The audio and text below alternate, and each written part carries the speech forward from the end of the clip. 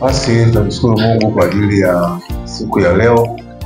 Leo ni siku ya Jumapili, tarehe 1 ya mwezi wa 6. Pia tutaomba kwa ajili ya mwezi huu wa 6 ukawe ni mwezi wetu mwema, ukawe ni mwezi wetu wa baraka, ukawe pia ni mwezi wetu wa kupiga hatua. Bwana asifiwe sana. Nazidi kumshukuru Mungu, anazidi kuipa uzima. Hata leo mbona nimekuja nimevaa kidogo masendo haya. Miguu bado haijakaa vizuri sawa sawa. Haleluya. Bado nasikia kuna maumivu kwenye unyayo huko. Ukitembea hamna vidonda lakini nasikia maumivu. Lakini kuna daktari amenishauri kwamba anasema uwe nasha taratibu. Bwana asifiwe sana. Kikubwa namshukuru Mungu kwa ajili ya uzima ambao Mungu amepatia. Haleluya. Na Bwana amenipa kunyamaza. Haleluya. Unajua hata Yesu kuna kipindi wakati anaanza huduma yake alianzia kule Galilaya, si ndio? Alafu akasoma kile chuo cha nabii Isaya.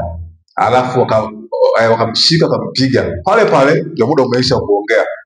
Kwa hiyo mtumishi wote wa Mungu ulioko Tanzania, muda wako wa kuongea ni pale ambapo umepewa uhuru wa kuongea. Naomba nishauri vizuri na watumishi wengine wa Mungu ambao pia wananisikiliza katika nchi ya Tanzania. Ule muda ambao umepewa uhuru wa kushauri wa kuongea, huo ndio muda wako wa kuzungumza.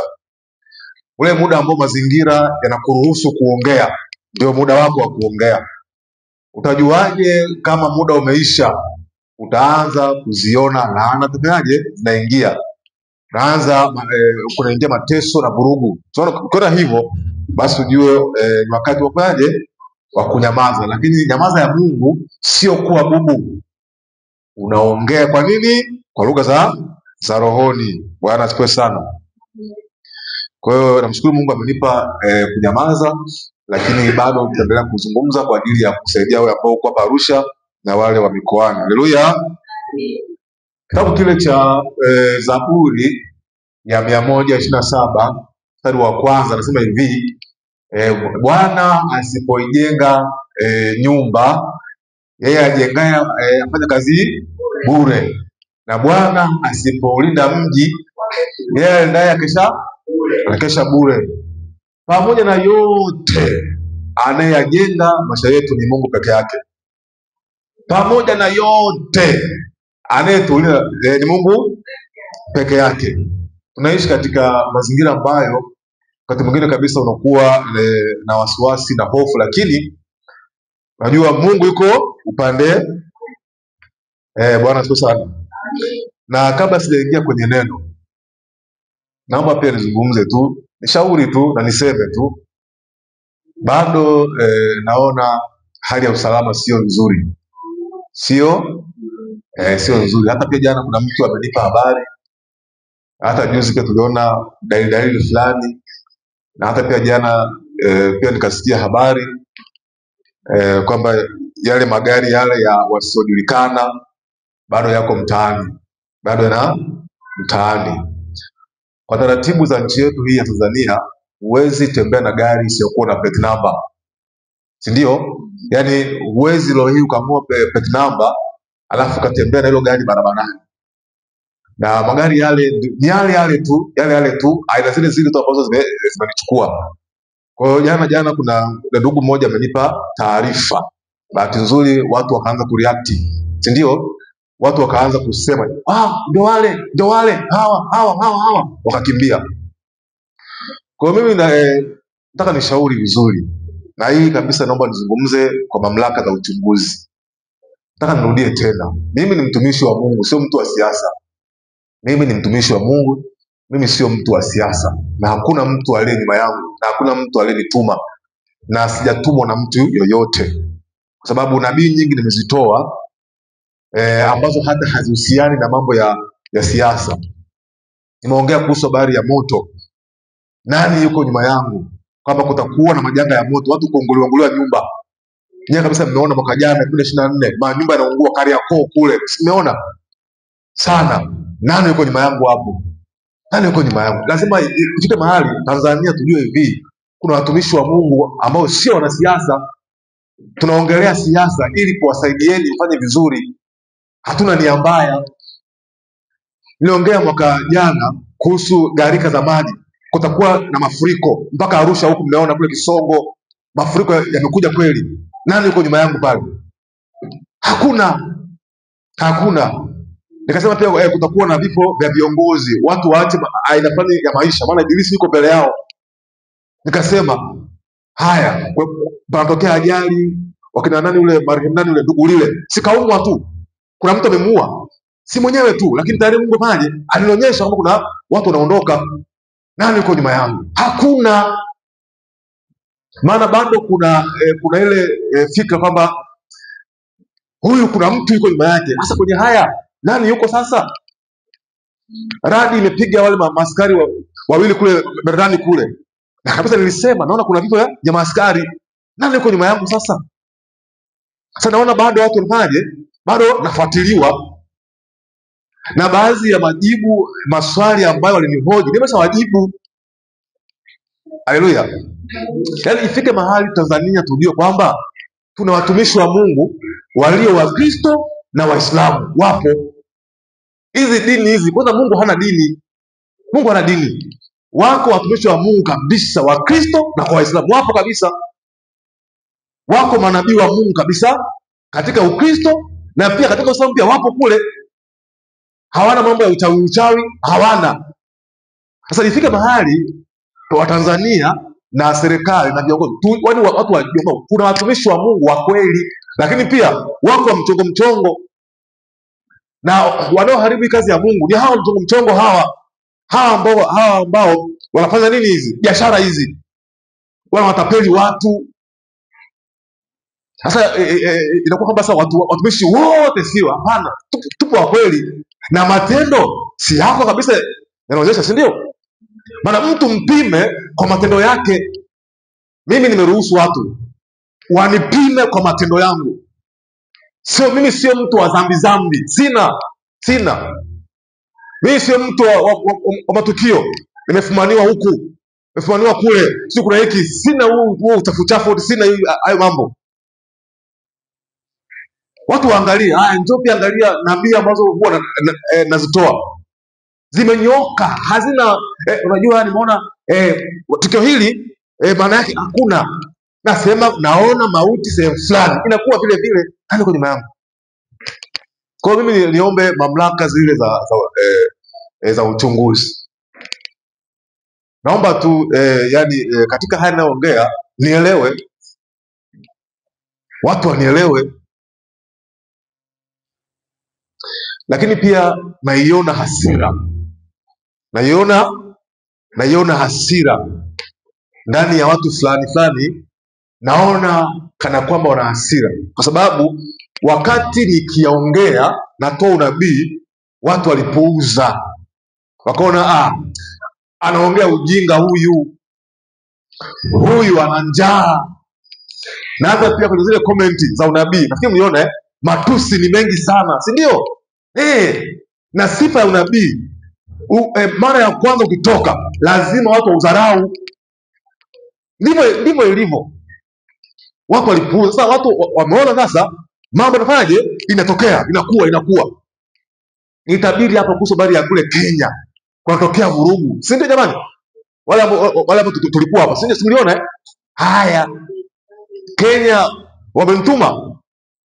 Yaani lazima niarudie haya ili hizi mamlaka zielewe kwamba mimi ni mtumishi wa Mungu wa kweli wa Tanzania.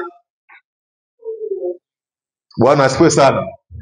Haya, kwa mfano pia niliongea kwamba sisi watumishi wa Mungu anasema nasi kwa njia ya ndoto kabisa. Nikaonyeshwa kwamba Mheshimiwa Rais hakuwa na Mungu fanyaje kuendelea, ni ndoto, na nimeonyeshwa sasa asiendelee, ila akiendelea kuna aibu zitampata na hayo, si ndio? Nani yuko nyuma yangu aliyonituma? Leo hii nimeona kuna Wakenya, si ndio, wanamkusi sana Mheshimiwa Rais. Hebu niambie, umemtuma? Wakati nasema haya mambo kwanza, wakati naongea haya mambo yalikuwa hayapo kabisa, yalikuwa hamna, yaani mambo yalikuwa yamenyooka, mambo yamekaa vizuri kabisa, vizuri kwenye line. Watu wa siasa hawa wameruhusiwa mikutano waendelee, si ndio? Kila mtu mama oye, si hivyo, katika hali ya ushwari. Lakini anasema nionapo amani kama shwari, si ndio? Ile tezi kwamba kuna wakati unaona kama kuna amani, lakini kumbe si shwari. Sasa kipindi kile kabisa nimeona wakina Lema wameruhusiwa ni shwari, lakini nikaona kwamba huko mbeleni kuna hiki kinafanyaje, kinakuja kutokea. Sasa ili haya mambo yasitokee, mama yangu yafanye kitu fulani hivi kabisa, nikashauri. Sasa lile jambo halikufanyika, si ndio? Yanaanza kufanyaje kutokea. Hawa Kenya mimi nimewatuma na nguvu gani mimi? Eti nina hapa Tanzania mimi nina cheo gani? Kwa hiyo mamlaka za uchunguzi ni shauri tu, pitieni video zote kuanzia mwaka 2022 muangalie utumishi wangu, ndio mtajua kwamba mimi ni mtumishi wa Mungu wa kweli. Sijachongwa hapa kwamba haka ni kamchongo kamdoli kamechongeshwa kwa ajili ya mambo ya siasa. No, hapana. Hata hapa mtaani, si ndio? Nimeongea pia mengi ya mtaa hapa na mengi yametokea. Kwa hiyo nimeona leo nirudie, kwa sababu pia nimeona bado kuna hali ya kufuatiliwa. Watu wananiwinda, hata mnaniwindia nini? Mnaniwindia nini? Eti kanisa hebu pia tuwaulize kwamba sasa wananiwindia nini? Nimekula cha mtu? Hapana. Na kama Mtanzania kuna wakati lazima ushauri. Kama watu wataki ushauri, wanasema tu bana, hatutaki ushauri, si ndio? Unaacha. Kama wakati unaombea taifa lako, wale ambao unaombea hawataki, unaacha. Kuna mtu hapa kanisani huwa na mfosi kumwombea? Hakuna. Kuna mtu hapa nimemfosi njoo kanisani? Kuna mtu yuko hapa? Hakuna. Kwa hiyo ndivyo pia katika nchi. Mimi ni mtu wenu, si ndio? Mimi ni mtu wenu. Mmeona kabisa huyu mtu wetu anakoelekea labda anatuharibia, si ndio? Mwambieni tu bwana, mambo yetu haya unayaharibu, hebu acha, si ndio? Au labda huyu mtu anaongea public inaharibu, si ndio? Mtumishi, kama una jambo lako ni hekima, njoo ongelea hapa, si ndio? Tunawindana. Mtu unaishi kwenye nchi yako lakini hauna, yaani unajua muda wote. Jamani, hakuna nisikilize, hakuna kipindi kigumu kama kuishi maisha ambayo una wasiwasi na uhai wako. Ni kipindi kigumu sana. Yaani msione hivi, yaani hauhofii umasikini, hauhofii magonjwa, unahofiwa kuuawa. Yaani unaishi una hofu ya kuuawa. Maisha mabaya sana hayo. Alafu kiangalia, sijafanya jinai yoyote. Sijafanya jinai yoyote. Ni advice tu za kiimani. Bwana asifiwe sana.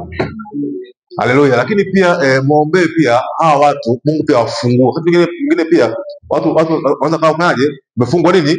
Ufahamu, wasielewe. Kuna siku pia nikawa naongea na mtumishi mmoja wa Mungu, akaniambia mtumishi, kuna haja pia ya kabla mambo hayatokea. Naomba bwana nisimtaje. Akaniambia mtumishi, kuna haja ya kuombea watu wa serikali, Mungu awafungue fahamu ili pia waweze kuelewa, kujua kwamba upi ni ujumbe wa Mungu, upi ni wa kutengeneza. Na hawajui watumishi. Aliniambia yule mtumishi. Na kabisa tumeandaa maombi kwa ajili ya kuomba. Wiki mbele tu tayari. Haleluya.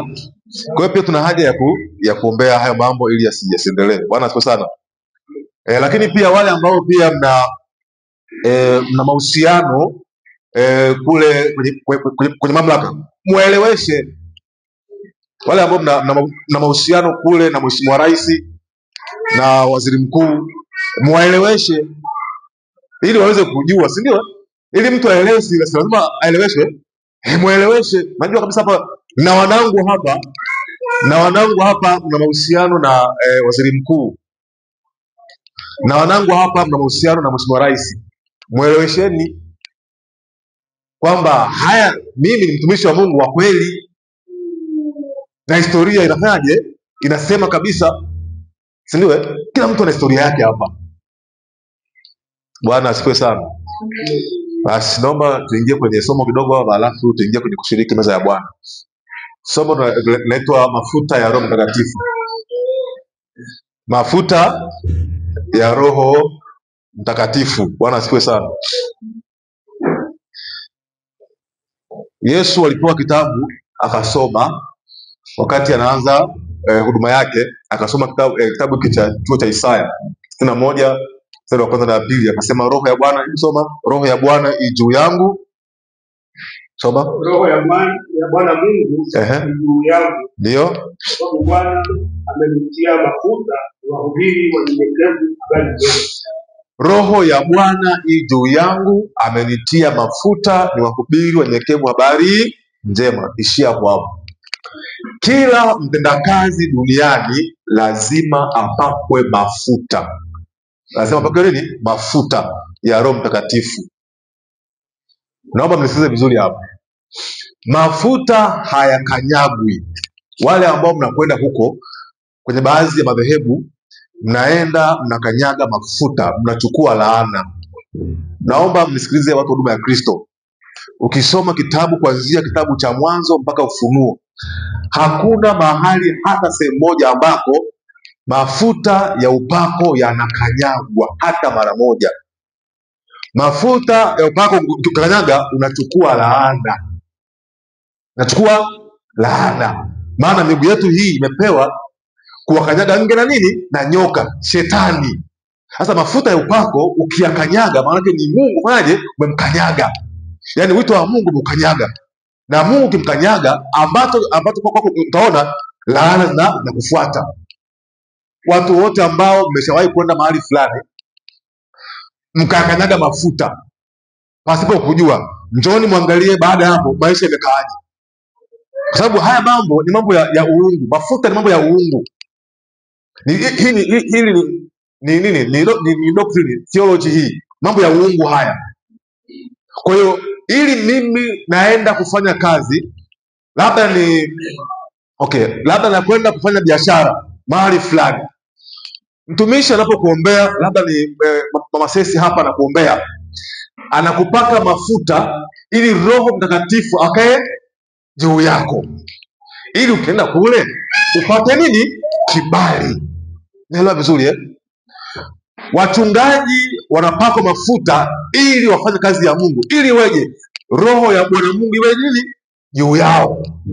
Roho ya Bwana Mungu kuwa juu yangu mimi, lazima niwe na mafuta. Nimepakwa mafuta aidha na Roho Mtakatifu au na mtumishi wa Mungu, lazima.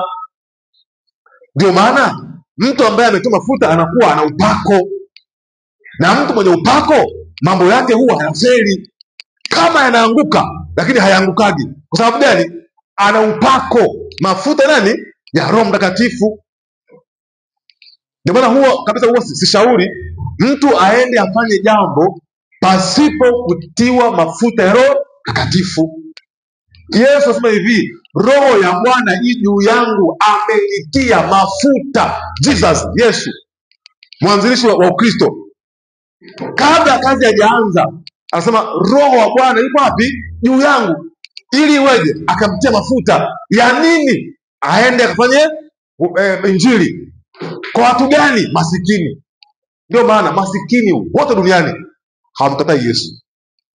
Mtu yoyote ambaye ni masikini, ni vigumu sana masikini kumkataa Yesu. Ni rahisi sana tajiri kumkataa Yesu. Kwa sababu gani? Watu wenye upako wa Yesu ni masikini. Au anasema nani? Wanyenyekevu. Kwenye Isaya, kwenye Mathayo anasema masikini. Naelewa vizuri eh? Hata wewe hapo ulipo lazima uwe na upako kwenye shughuli yako, ujue. Anasema hivi, walioitwa ni wengi bali wateule ni wachache.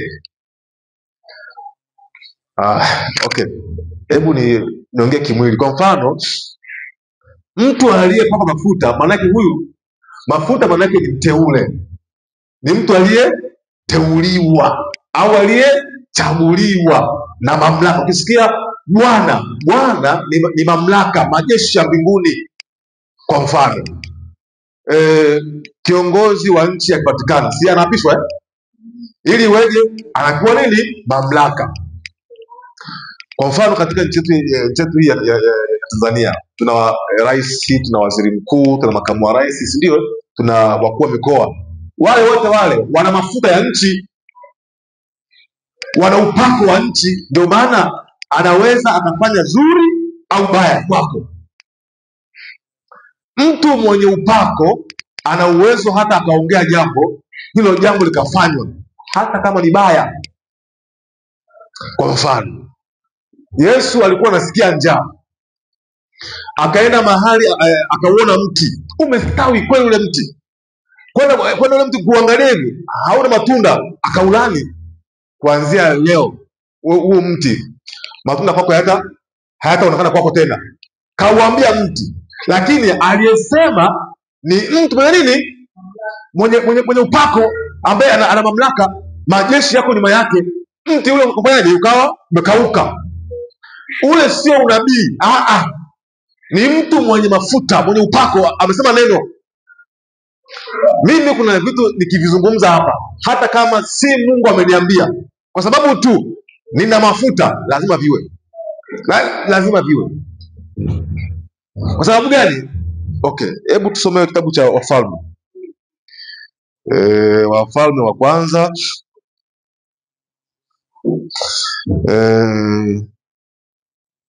Wafalme wa kwanza sura ya 19 na nikusomea kuanzia mstari wa 13. Sikiliza hapa, Wafalme wa kwanza sura ya 19 naanzia mstari wa 13. Sema hivi: ikawa Eliya aliposikia, alijifunika uso wake katika mavazi yake, akatoka akasimama malangoni mwa pango, na tazama, sauti ikamjia ikisema, unafanya nini hapo Eliya?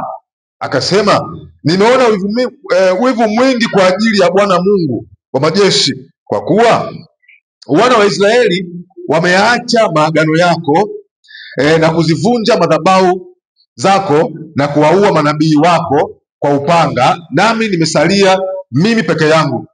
Nao walitafuta roho yangu waniondoe. Mstari wa 15. Bwana akamwambia, nenda urudi njia ya jangwani, jangwa la Damaski. Ukifika mtie mafuta Hazaeli awe mfalme Shamu. Umeona anasema na Yehu mwana wa Nimshi mtie mafuta awe mfalme wa Israeli, na Elisha mwana wa Shefati wa Abeli Mohola mtie mafuta awe nabii mahali pako. Umeona Eliya alitishiwa na mke wa Ahabu, nabii wa Mungu mwenye nguvu za Mungu, akaenda akaiondoa miungu Baali ya mke wa Ahabu, akaua na wale manabii 450 wa Baali. Mke wa Ahabu akasikia manabii wake wameuawa, akamwambia Eliya, kama ulivyoua hawa manabii, na wewe nitakuwa hivyo hivyo. Eliya anajua kwamba sauti ya mfalme ikoje, huwa haikwepeshaji. Eliya akakimbia akaenda kajificha. Sasa Mungu anamwambia hivi, Eliya, mbona umejificha tena? Mbona umeacha kazi? Wewe umetishiwa tu kidogo, kazi umeacha. Steven yako umefinya kidogo tu, umefinya miguu, huwezi kutembea. Je, utaacha kazi?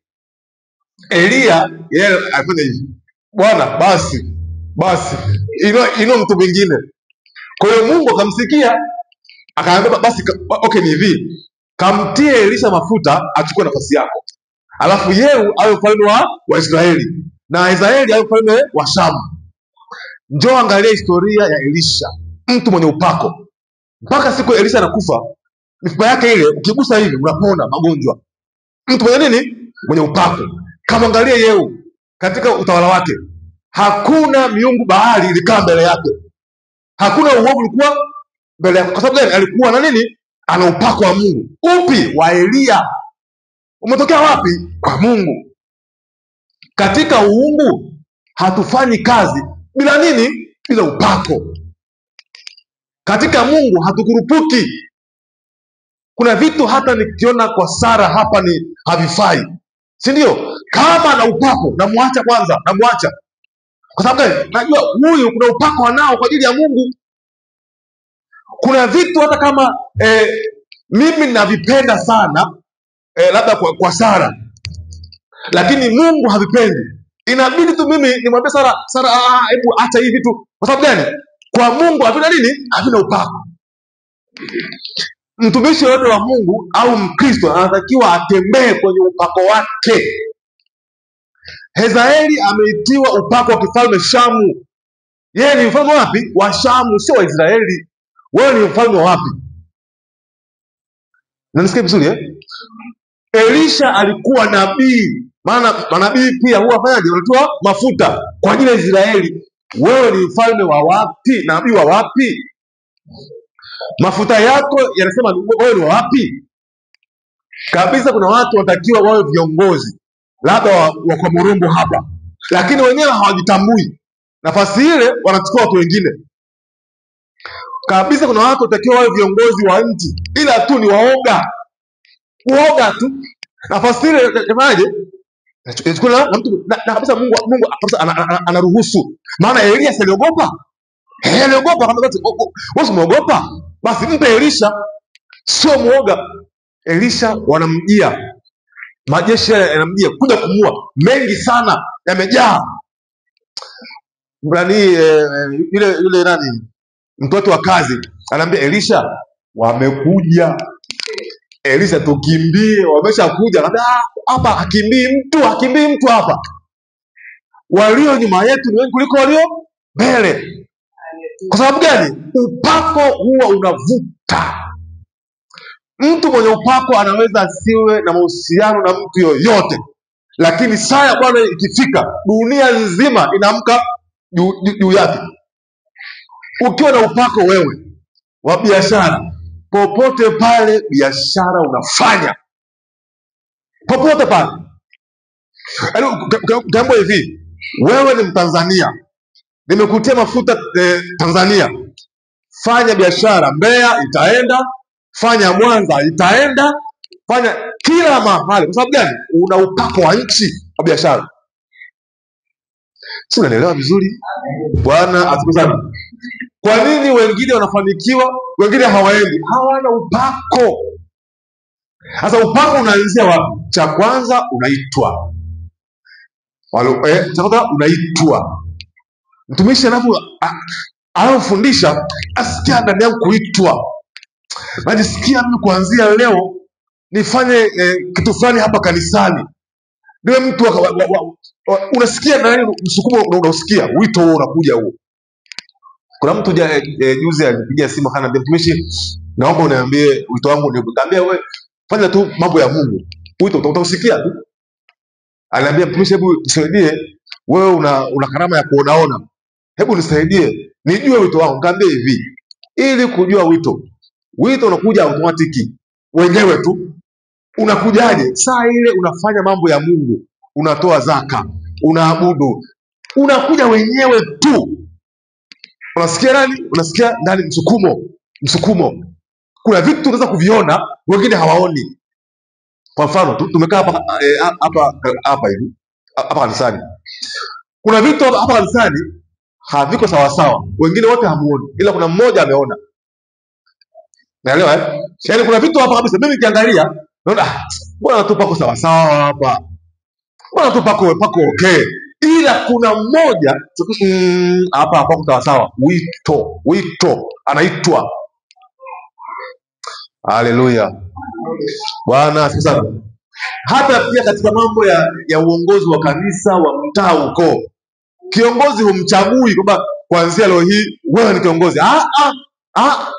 Anaibuka mwenyewe tu. Sisi watumishi wa Mungu ambacho tunafanyaje? Ni saini tu kwamba huyu ndio mwenyewe, lakini tayari wito unaanza kufanya kazi. Bwana asifiwe sana. Okay, nibadilishe mfano. Mtu mwenye mafuta labda ya biashara, si ndio? Kuna aina za biashara ukifanya, huwa zinaendaga tu, hizo huwa zinaenda tu wenyewe tu, zingine huwa haziendi. Halafu hiyo una akili sana ya kufanya. Yaani ziko nyingi biashara, ila kuna moja una akili nyingi ya kufanya. Ujue wito wako. Okay. Kwa mfano mimi hapa ninapoongea, katika vitu ambavyo nina macho ya kuona vizuri clear, mambo ya utawala. Katika maeneo ambayo nina macho mazuri ya kuona, yaani kuona vizuri, yani clear vizuri, mambo ya utawala. Kwengine naweza nikaona, lakini sio sana. Lakini ikifika tu issue za mambo ya utawala, uongozi, utumishi huko, utumishi wa Mungu, serikali, mtaa, ukoo, hivyo uongozi, sio kanisa, hizo nina macho makali sana. Na kabisa nikwambia, huyu hafai kuwa kiongozi, hafai. Hata ujaribu vipi, hafai. Nikwambia huyu anafaa, hata kama sasa hivi akiwa hafai, kuna siku atamtola tu. Kwa nini? Kuna ishara mimi naziona. Tunaelewa? Yaani hivi mkitembea huku barabarani, kuna ishara zile vibao hapa Mlima Mkali, si ndio? Kuna wengine mkisafiri, yeye vile havioni. Anaanzia nafikaje Dar au Mwanza, si ndio? Yaani yeye haoni. Lakini dereva anafanyaje? Anaviona. Hapa pana mlima, nipunguze mwendo. Hapa pana mteremko, anajua. Kuna vitu kwako nikiviona, najua fika wewe unafanikiwa.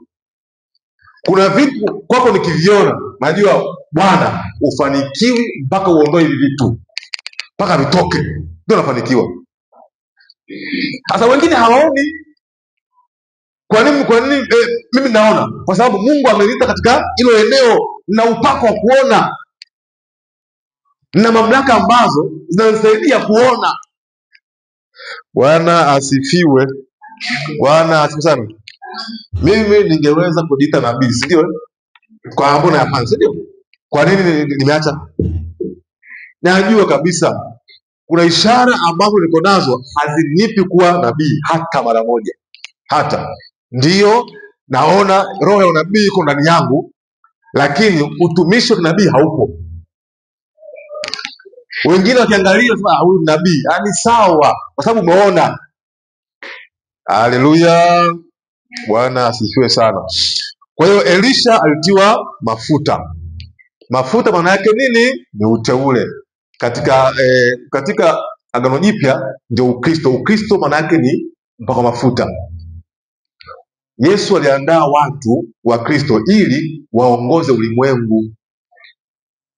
Narudia vizuri hapa, nisikilize. Na hapa kabisa nataka niongee vizuri, kwa sababu sasa hivi nipo kwenye nipo kwenye danger zone, kwenye zoni ya hatari. Niongee vizuri. Hapa siongei kidini. Naongea kibilia. Ukristo sio dini wala sio imani. Ukristo ni ufalme wa wapi? Wa mbinguni. Maana Yesu amesema hivi, tubuni kwa maana ufalme wa mbinguni unafanyaje? Ukaribia. Sio dini ameleta ufalme. Sasa ufalme una nini? Una viongozi wake. Ndio maana Ukristo maana yake ni mafuta.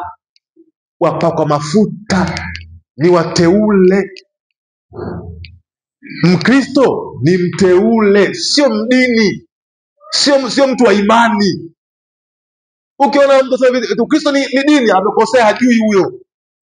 Wakristo ni wateule wa Mungu ambao Mungu amewateua kwenye maeneo yao, wawe viongozi, wawe watawala, wamiliki, si ndio? Hebu soma kitabu cha Mwanzo pale 26. Hebu soma.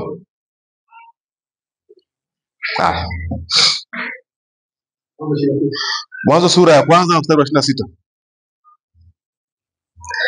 Haya. Asema hivi, Mungu akasema, sikiliza hapa. Mungu akasema, na tumfanye mtu kwa mfano wetu. Haleluya. Umesikia hapa? Mungu akasema tumfanye mtu kwa mfano wetu, sio kwa mfano wangu. Neno Mungu ni la wingi. Yaani ukisikia Mungu ni wingi, yaani sio okay. Hapa sasa nitawachanganya. Acha niachie hapo. Ile somo la siku nyingine, mambo yale ya utatu ya tuache hapo.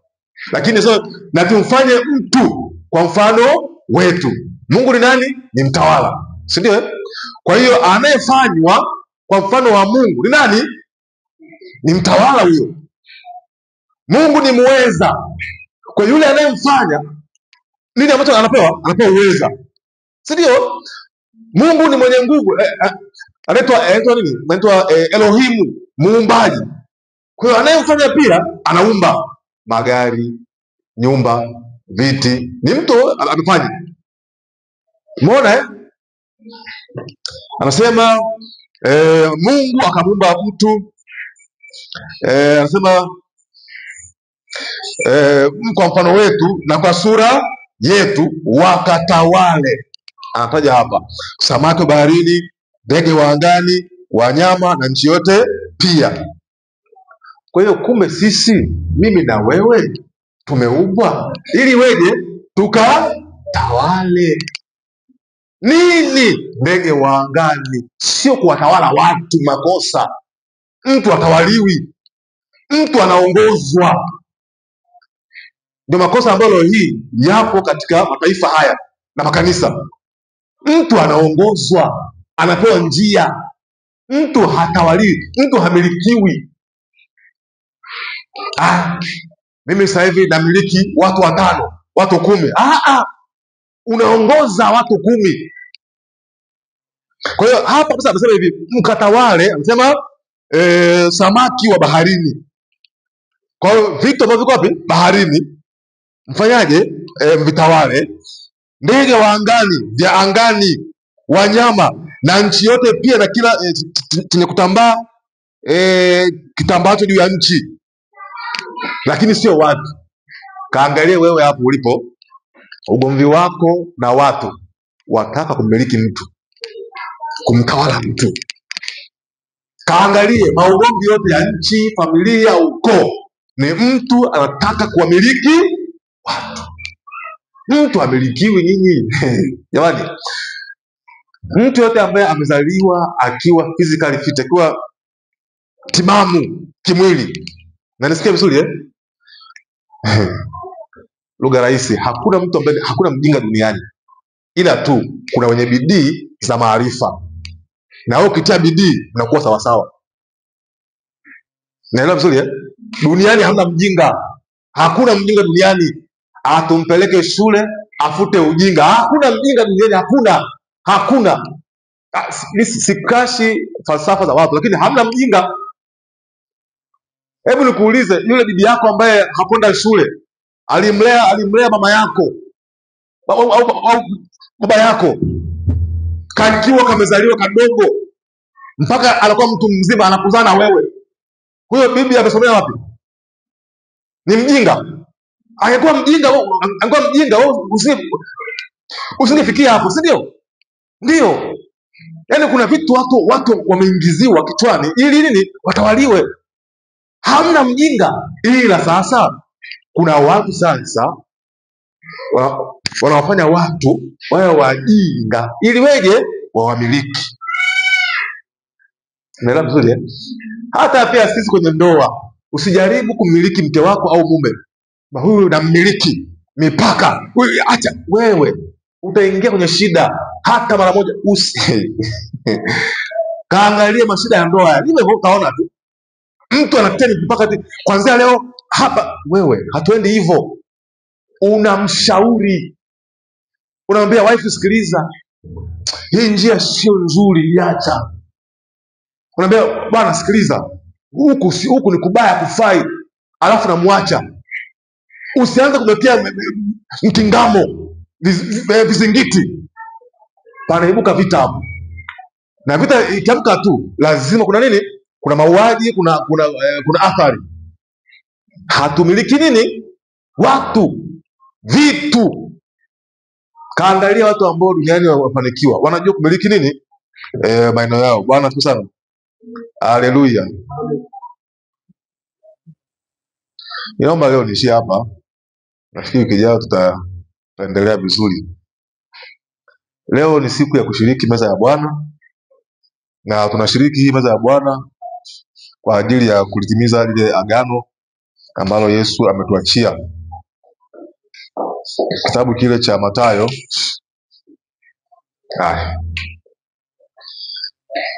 Haleluya. Kitabu cha Mathayo 26 mstari wa 26. Mungu ni mwema sana. Mungu ni mwema sana. Na Bwana azidi kutusaidia. Na Bwana pia azidi kusaidia. Natamani huu mwezi unaokuja, huu mwezi ambao tumeanza leo, mwezi wa 6, natamani kuona uwe ni mwezi wetu wa kila mmoja amshuhudie Bwana. Naomba tu huu mwezi hebu tuwe serious, sawa? Alafu naomba December, yani tarehe 31 Jumapili ile ya mwisho wa mwezi, nataka nishuhudie kile ambacho Bwana ametendea, sawa? Na huu mwezi nataka angalau uwe ni mwezi wa maombi. Watu na vifungo. Kuna vifungo ambavyo viko. Ikifika tarehe 31 alafu tuone. Kuna jambo lako, naomba mwezi huu tuliombee vizuri. Hata mimi pia na jambo langu. Nitakuwa na muda mwingi sana wa maombi hii miezi hii. Kwa hiyo njoo hapa, utanikuta mimi hapa nikiwa naomba. Una mambo yako kabisa, njoo kabisa. Shirikisha hapa, alafu tuombe kwa ujumla. Tuangalie jambo lako ni kundi fulani, kundi hili, alafu tuanze kuomba. Kama ni uchumi, basi tushughulike. Huu mwezi wa 6 huu nataka tumuone Mungu. Hapa huduma ya Kristo, kanisa hili, miezi ya kubadilika ndio hii. Yaani sisi Mungu ametupa mwezi wa 6 na wa 7 wa kuhama level kwenda kazi nyingine. Nyinyi ni mashahidi. Pia mkiangalia maendeleo ya kanisa mengi sana yanaanzia wa 5, wa 6 na wa 7. Hapo 5, 6, 7 ni wakati ambao Mungu ametupa wa kupanda viwango. Katika miezi ambayo haitakiwi ukose ibada ni miezi hii 6 na wa 7. Hii 6 na 7, 6 na 7 ndio miezi ambayo Mungu ametupa ya kubadilika kwenda viwango vingine. Kwa hiyo tutakuwa na maombi hapa Jumatano na Jumamosi kwa ajili ya kwenda ngazi nyingine, na lazima kabisa watu mbadilike. Najua ndio watu mnapanda. Haleluya. Haya, nisome kitabu kile cha Mathayo 26 mstari wa 26. Kule kimara kabisa, andaa kabisa meza yako ya Bwana iwe karibu hapo, tushiriki watu wote. Kwenye video, kila mmoja hapo ulipo andaa meza yako ya Bwana, alafu nitakwenda kuomba. Ndio, sawa? Andaa sawa. Kila mmoja andaa kwenye audio, kila mmoja andaa vizuri meza yako ile ya Bwana pamoja na mkate. Alafu utakwenda kuomba na kwenda kushiriki. Anasema, nao walipokuwa wakila, Yesu alitoa mkate, akaubariki, akaumega, akawapa wanafunzi wake, akisema, twaeni mle, huu ndio mwili wangu. Akakitoa kikombe, akashukuru, akawapa, akisema, nyweeni nyote katika hiki, kwa maana hii ndiyo damu yangu ya agano, imwagikayo kwa ajili ya wengi kwa ondoleo la nini? La dhambi. Kwa hiyo tunashiriki meza ya Bwana kwa ajili ya kuingia agano la Ukristo. Mkristo lazima ashiriki meza ya Bwana, maana hilo ndio agano. Haleluya. Yaani ili wewe uwe Mkristo kamili, lazima ushiriki meza ya Bwana. Anasema lakini nawaambia sitakunywa kabisa tangu sasa uzao huu wa mzabibu hata siku ile nitakapokunywa mpya pamoja nani katika ufalme wa Baba yangu. Nao walipokwisha kuimba, wakatoka nje kwenda mlima wa Mizeituni. Funga macho yako. Ziko sawa sawa? Funga macho yako. Baba, katika jina la Yesu Kristo, Mwana wa Mungu uliye hai, kama ilivyo ni agano lako la kushiriki meza hii, Bwana, tukakuone wewe. Bwana, tukuone wewe. Kila ambaye atashiriki damu hii, Bwana, tukuone wewe. Atakayeshiriki huu mkate akapokea uzima ndani yake, katika jina la Yesu Kristo. katika jina la Yesu Kristo.